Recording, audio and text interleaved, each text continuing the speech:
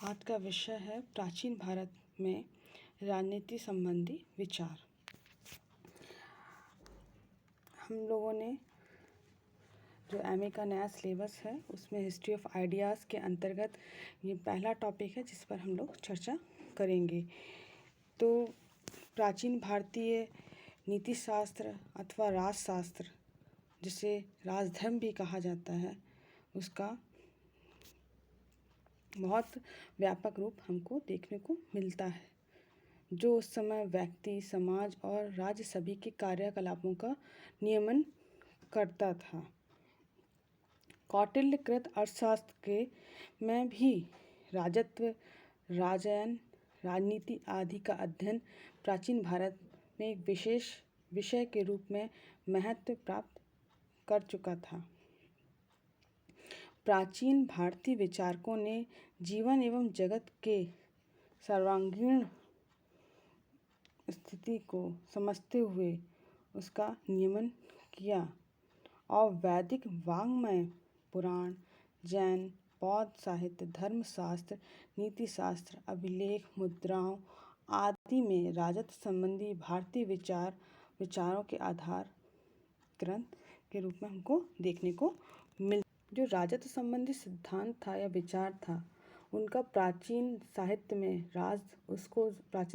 में राजधर्म, दंड नीति, नीतिशास्त्र आदि का उन शब्दों का प्रयोग होता था, जिसके अंतर्गत राज्य, राजा, मंत्रिपरिषद, दंड नीति, कूटनीतिक, राज्यों के विविध प्रकार, शासन प्रणाली, कराधान, न्यायपालिका आदि शब्दों का हम पर चिंतन हमको देखने को मिलता।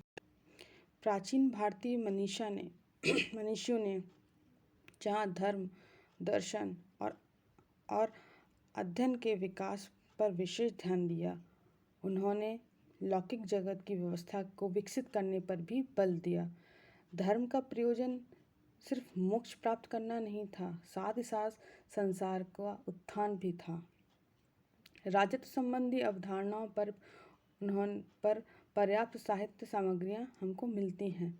वैदिक काल तक राजत्व की धारणा में विभिन्न तत्वों का समावेश हो चुका था। उपनिषद युग में एक अन्य राजनीतिक विधि यानी न्याय को भी राज्य से संबंध कर राज्य की धारणा को पूर्णता प्रदान की गई। उपनिषद काल के पश्चात राजत्व के दृष्टिकोण में थोड़ा परिवर्तन आया। इसमें राजनीति के साथ साथ नैतिकता भी जोड़ दी गई। कुछ समय पश्चात 6ठी शताब्दी ईसा पूर्व में कूटनीति एक राज्य का आवश्यक अंग बन गई। कौटिल्य के अर्थशास्त्र में इन तत्वों पर विशद चर्चा हमको देखने को मिलती है। राजत्व की जो अवधारणा थी, जो उसके उदय के बारे में कहा जाता है कि जो पशुचारण, स्थायी निवास एवं राज्य क्षेत्र के विकास में की अवधारणा का क्रमिक उदय और विकास हुआ। प्राचीन भारत में राजत्व संबंधी चिंतन को राजनीति शास्त्र के अंतर्गत परिभाषित किया गया। चूँकि प्राचीन भारत में राजतंत्र शासन का सर्वाधिक प्रचलित रूप था, अतः राजन एवं शासन से संबंधित चिंतन और विषय को राजधर्म कहा गया है।